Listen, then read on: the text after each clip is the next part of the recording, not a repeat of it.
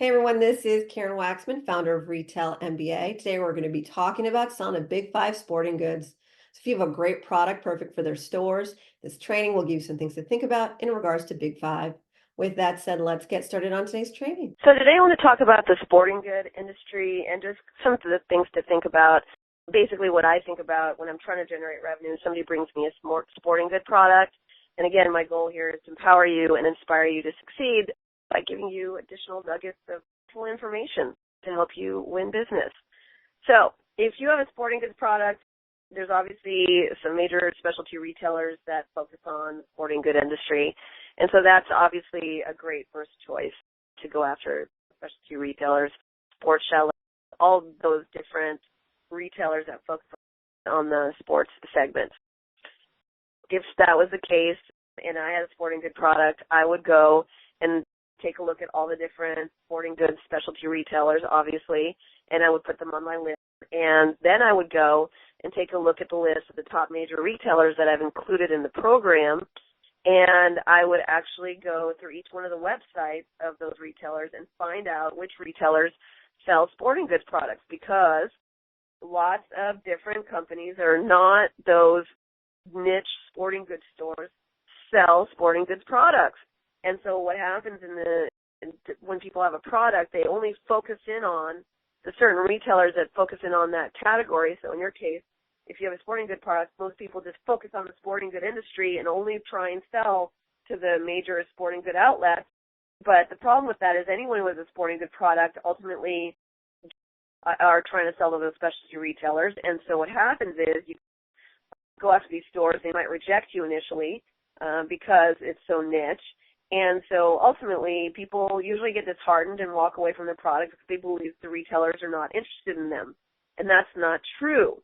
What you want to do, what the sales professionals do, is you want to go after as many retailers as possible, not necessarily just specialty sporting good retailers.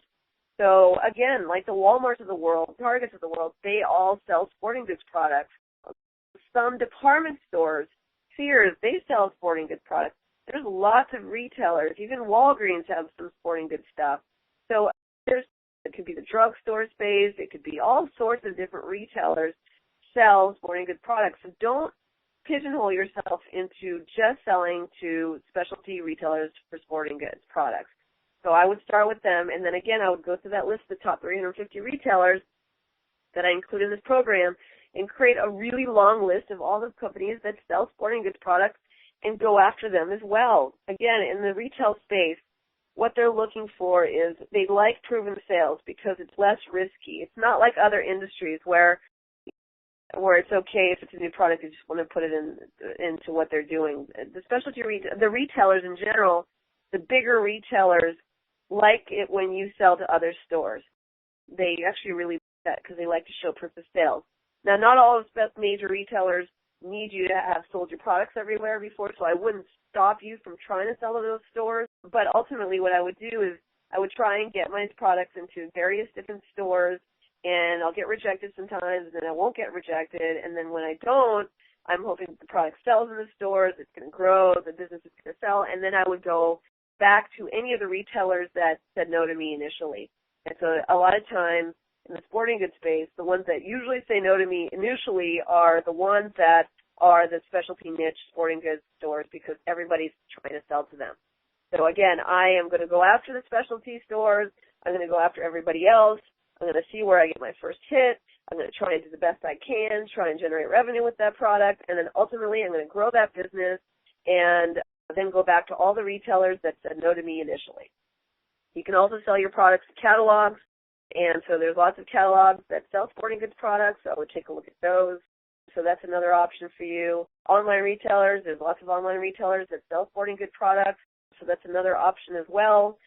Take a look also at trade associations there's a sporting goods association. They usually have a trade show, so maybe you can put a booth up at that trade show. So that's really interesting for you. And so again, your goal is to try and grow your business and trying to sell to as many retailers as possible so that the big guys will ultimately buy from you. So I hope that makes sense.